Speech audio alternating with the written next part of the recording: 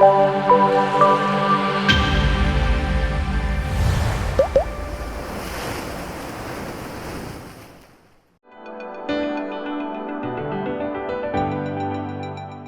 안녕하십니까. 저는 복무초등학교 교사 김미정입니다. 반갑습니다. 네, 그럼 강연 시작에 앞서서 제가 재미나이에게 오늘 강연을 대표할 수 있는 사진을 하나 저작권에 걸리지 않게 만들어 달라고 부탁을 했거든요. 이 사진을 만들어 주었습니다. 사진에 보면 아름다운 보름달이 중간에 떠 있고, 그리고 바다 중에서도 갯벌이 이렇게 지금 보여지고 있는데요. 이것이 바로 제가 오늘 여러분들에게 말씀드릴 이제 조석 이야기가 되겠습니다. 네. 그래서 제목은 달과 조석 이야기, 이렇게 이야기를 시작하겠습니다. 조석이라는 것은 이제 여러분들이 잘 아시다시피 밀물과 썰물을 이제 한자로 우리는 조석이라고 합니다. 그런데 이 밀물과 썰물의 작용이 다 달과 연관이 되어 있다는 사실을 잘 알고 계시는지요?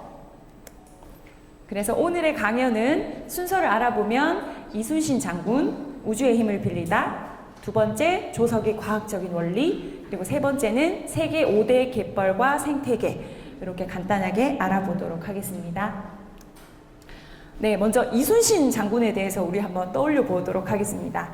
이순신 장군의 대표적인 명언을 떠올려 보면 나의 죽음을 적에게 알리지 말라, 이런 명언과 생즉사 사즉생, 죽으려고 하면 살고 살려고 하면 죽는다, 이런 명언들을 남기신 아주 훌륭한 장군이십니다. 그런데 이순신 장군이 과학에도 굉장히 소양을 갖고 계셔서 난중일기에 보면 조석을 활용을 한 이런 내용들이 일기에 적혀 있다고 합니다. 예를 들어서 이 군사들이 굉장히 피곤한 와중에도 밤 10시쯤에 이제 군사들을 깨워가지고 이제 배를 타고 바다를 갔다고 합니다. 그 이유가 이 밀물에 이제 배를 타면 훨씬 더 수월하게 바다를 건널 수 있기 때문에 좀 피곤하더라도 밤 10시에서 새벽 2시 이렇게 이제 배를 타고 운행을 하면 훨씬 더 적은 힘으로 먼 길을 갈 수 있다고 해서 이제 이순신 장군님이 그런 조석을 활용한 기록들이 나와 있다고 합니다. 네, 또한 울돌목이라고 명랑수로가 있는데요. 여기가 굉장히 좁은 또 해류가 굉장히 거센 이런 지역인데요. 이순신 장군이 13척의 배밖에 없었습니다. 그렇지만 이 조류의 흐름을 굉장히 잘 알고 있었고 또 지형도 굉장히 잘 알고 있었기 때문에 일부러 일본 군대를 이제 이쪽으로 유인을 하였습니다. 이때 일본 배가 133척 더하기 수송선 300척, 이렇게 총 400척이 넘는 배였다고 하는데요. 이순신 장군은 배가 13척밖에 없었습니다.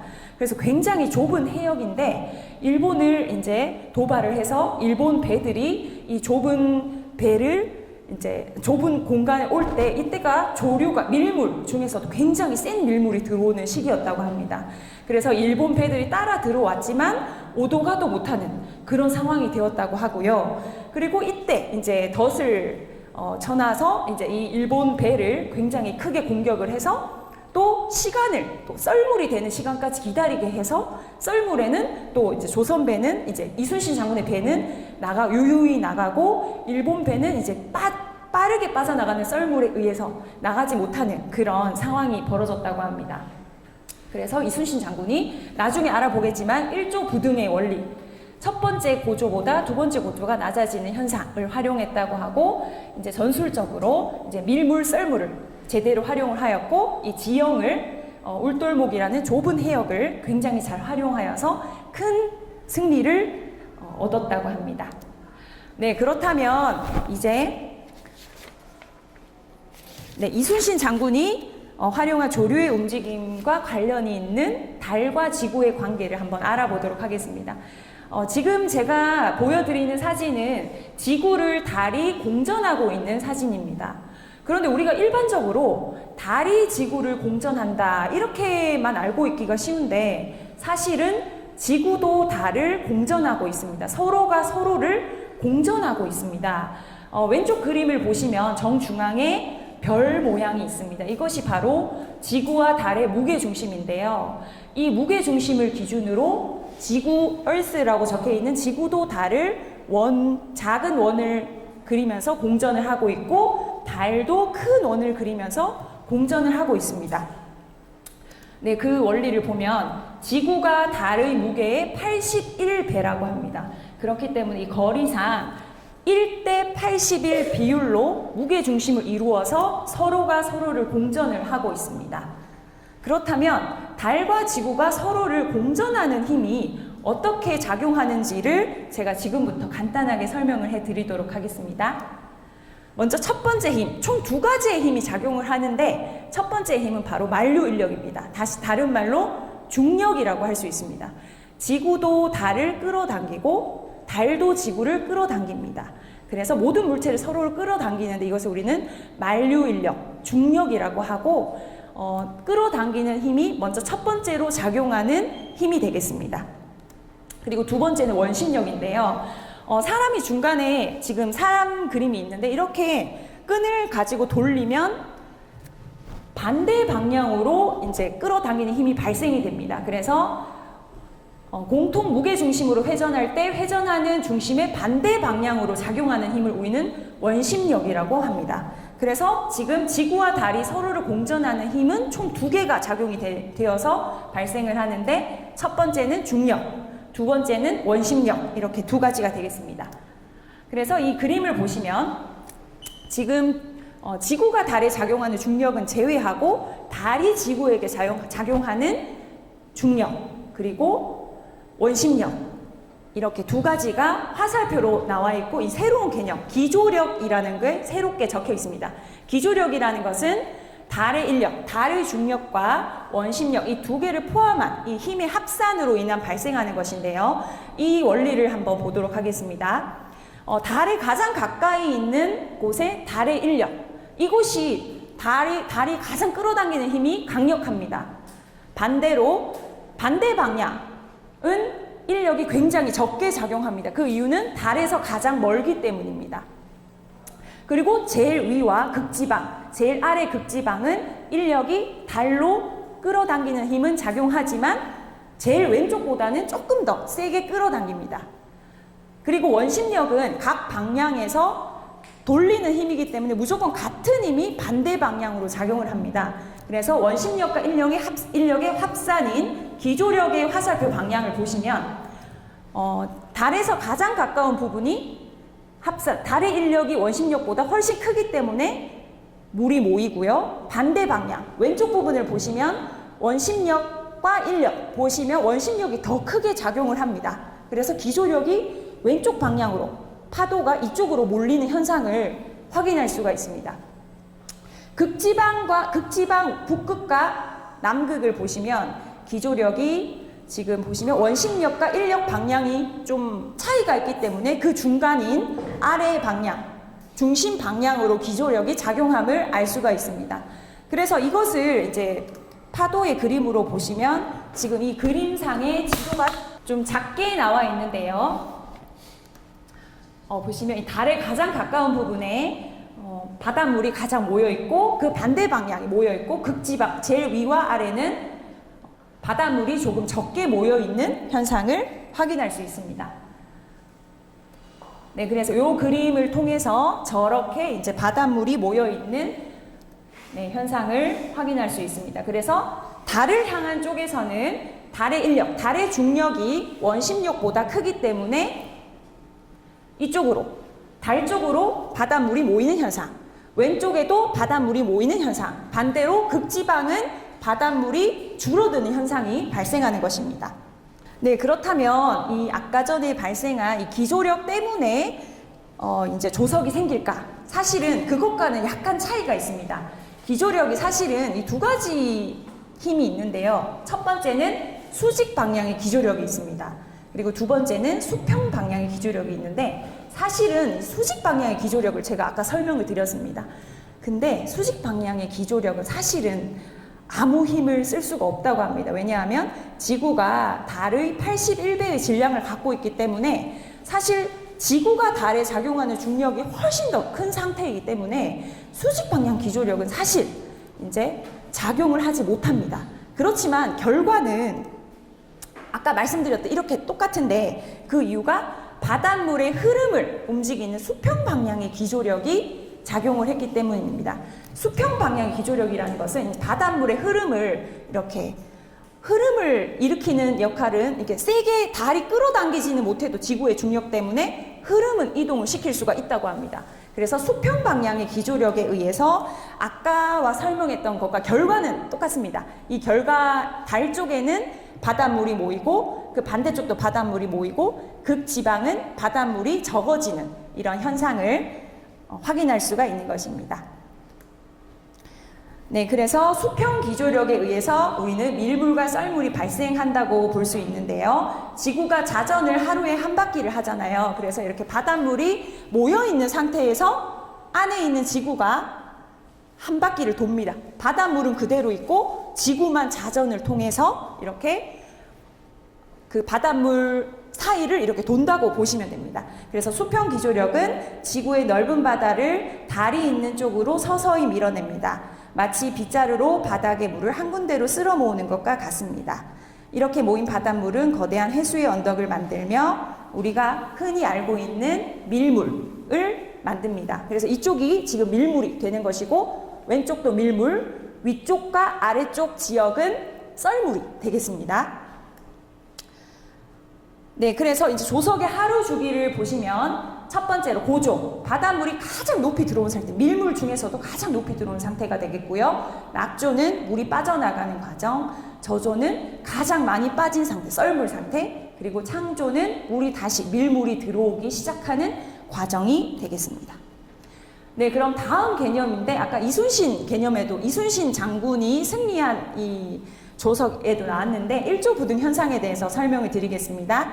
하루에 밀물이 2번 발생합니다. 밀물 2번, 썰물 2번이 발생을 하는데 첫 번째 밀물과 두 번째 밀물을 보시면 높이가 좀 다릅니다. 첫 번째 밀물이 더 세게 작용하는 지역이 있고 두 번째 밀물이 더 높게 작용하는 지역이 있습니다. 네, 그 이유를 제가 지금부터 설명을 드리겠습니다.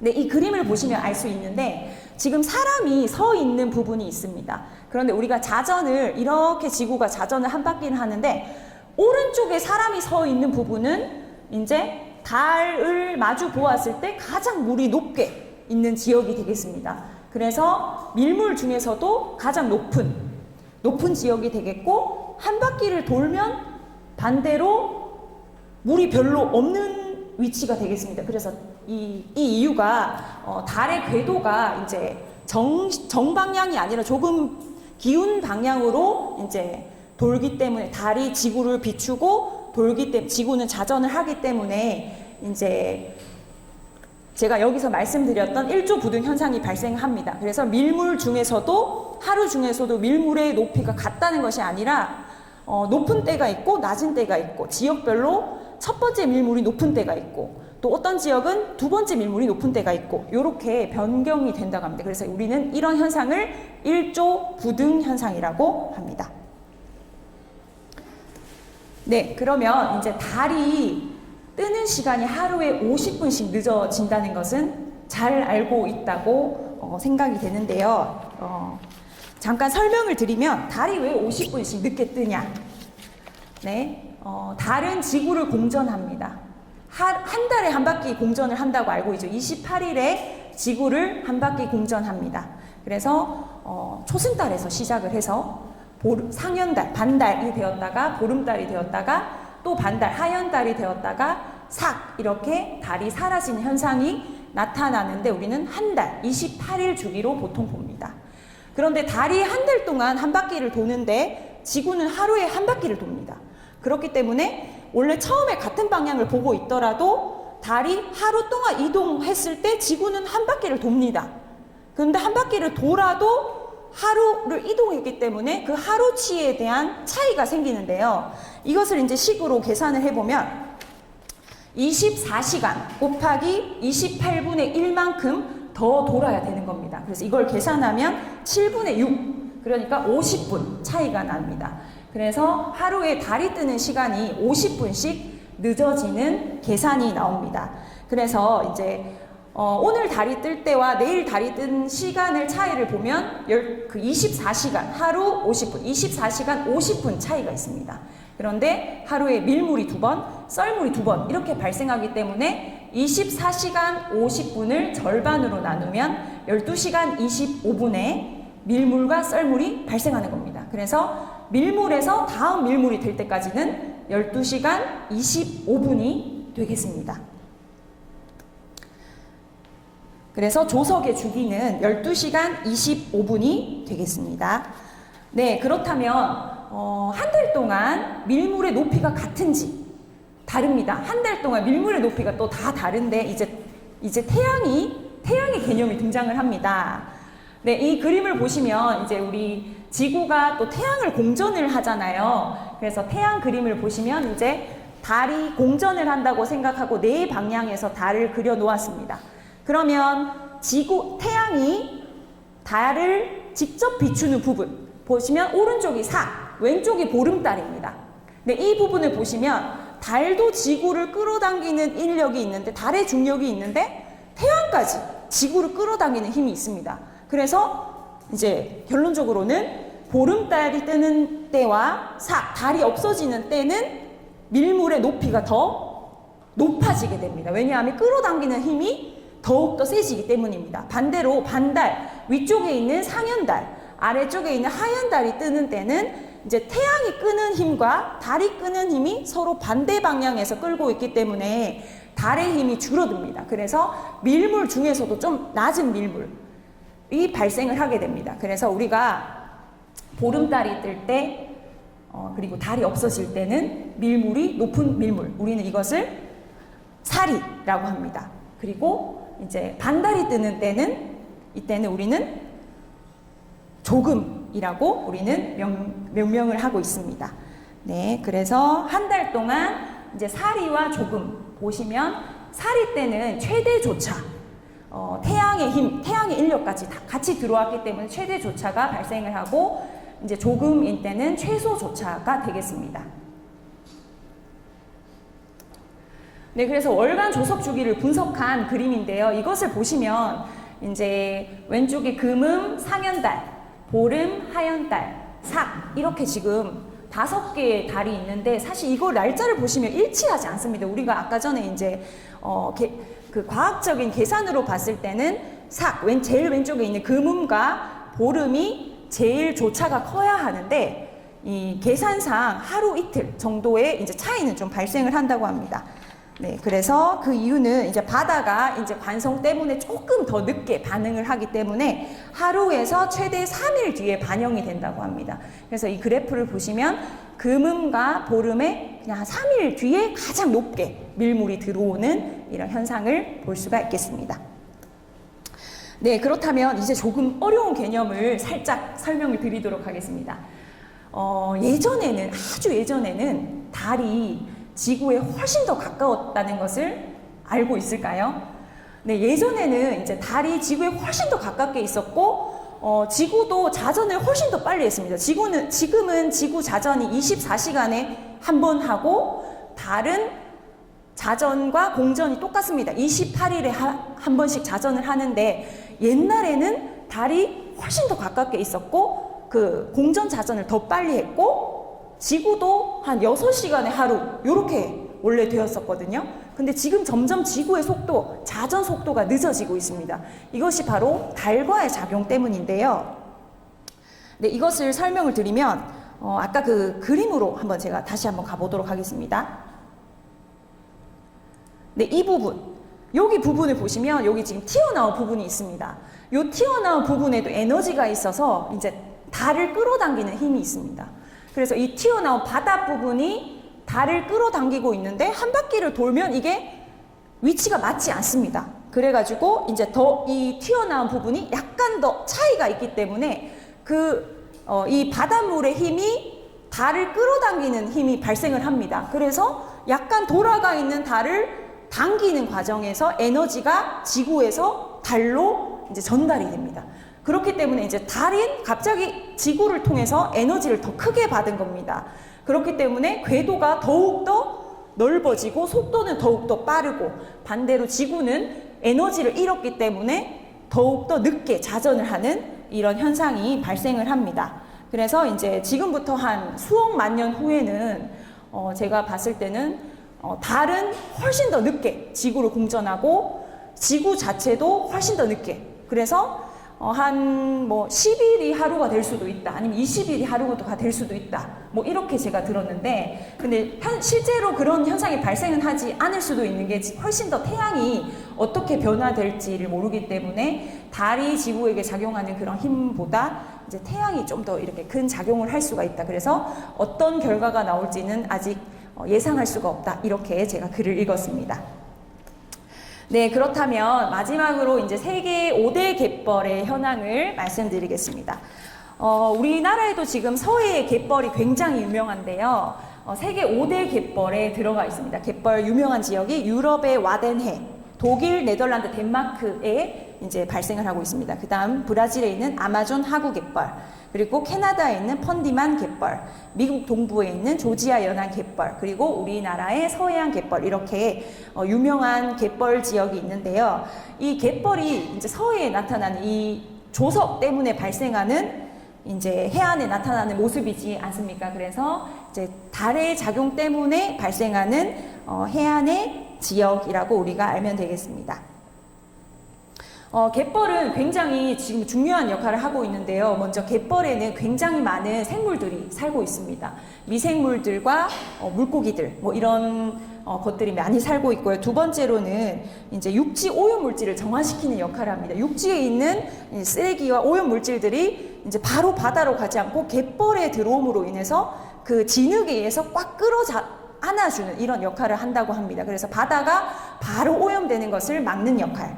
그리고 이제 태풍과 폭풍이 이제 칠 때 이제 갯벌이 있다면 바로 육지에 타격을 주는 것이 아니라 한번 갯벌을 완충 작용을 하고 육지로 오기 때문에 이제 갯벌이 굉장히 이제 좋은 역할을 한다고 합니다. 그래서 우리나라에도 이제 습지 보호구역이 6군데가 있는데 무안, 진도, 순천만, 보성, 웅진, 부안 이렇게 6군데를 우리는 이제 갯벌을 보호하는 습지 보호구역으로 지정을 해서 이제 소중하게 보호를 하고 있다고 합니다. 네, 그렇다면 대한민국의 해안의 조차 데이터 및 지형 분석을 보겠습니다. 조차는 이제 이 밀물과 썰물의 차이입니다. 네, 그렇다면 여기 보면 서해 쪽이 훨씬 더 조차가 큰 것을 알 수가 있고요. 동해 쪽에 있는 이제 부산과 속초는 최소 조차를 기록한다는 것을 확인할 수 있습니다. 그래서 서해 갯벌이 훨씬 더 많이 발달을 하고 동해는 갯벌이 발달을 하지 않습니다. 그렇다면 왜 서해에만 이제 갯벌이 발달을 하냐, 이것이 또 궁금할 수가 있는데, 그 전에 먼저 이 서해안에 이제 갯벌, 실미도 바다 갈라짐 현상을 제가 사진으로 하나 찾아보았습니다. 네, 보시면 이제 갯벌, 그러니까 썰물일 때 이제 자연이 빚어낸 신비로운 모세의 기적, 이렇게 유명한 사진이 있더라고요. 그래서 실미도는 인천의 무의도와 마주보고 있는 섬인데 하루에 2번 썰물 때면 바닷물이 갈라져서 두 섬을 잇는 갯벌의 길이 드라마틱하게 펼쳐진다고 합니다. 그래서 약 2-3시간 동안 열리는 이 길은 조석 현상에 의해서 발생이 되었고, 관광객들이 직접 바다 위를 걸어서 섬으로 들어갈 수 있는 특별한 경험을 선사한다고 합니다. 네. 그리고 이제 서해에만 왜 이제 갯벌이 형성되냐, 썰물과 밀물이 형성되냐에 대해서는 이제 지형 때문이 크다고 합니다. 이제 동력학적 개념이 나오는데요. 이제 서해는 이제 이 지형의 구성이 반폐쇄성 해역의 마법이라고 굉장히 어려운 용어로 적혀 있습니다. 네, 그리고 여기 보시면 이렇게 이제 동해는 바로 수심이 깊어지는 구조인데 서해는 이제 구조 자체가 굉장히 독특합니다. 먼저 천해파 의심폭. 수심이 얕아질수록 파동의 속도는 늦어지지만 에너지는 보존되어야 하므로 높이가 이렇게 처음에 수심이 낮은 지역에 솟구치게 되겠고요. 그 다음에 깔때기 효과. 해안선이 안쪽으로 갈수록 좁아지는 구조 자체가 이제 조석을 더욱더 세게 만드는 역할을 한다고 합니다. 네, 그렇다면 마지막으로 달이 남긴 보물상자. 네, 달은 이제 우리 지구에게 조석을 일으키는 이제 굉장히 소중한 천체가 되겠는데요. 지구의 신장, 먼저 첫 번째로 달은 갯벌을 만들어서 오염물질을 걸러내는 거대 정화조가 되겠고요. 그리고 갯벌에서 생명의 요람, 850종 이상의 생물이 살아가는 터전, 그리고 갯벌은 탄소를 흡수하는 블루카본의 핵심. 그래서 달이 우리 지구에게 갯벌을 선사하였고, 그래서 우리 사람들이 굉장히 많은 혜택을 받으면서 아름다운 경관과 이런 고마운 일을 받고 있습니다. 네, 우주의 리듬에 귀를 기울여 보세요. 이순신 장군님의 지혜는 자연의 흐름을 읽는 것에서 시작되었습니다. 달이 보내는 신호에 감사하며 자연과 함께하는 삶을 응원합니다. 경청해 주셔서 감사합니다.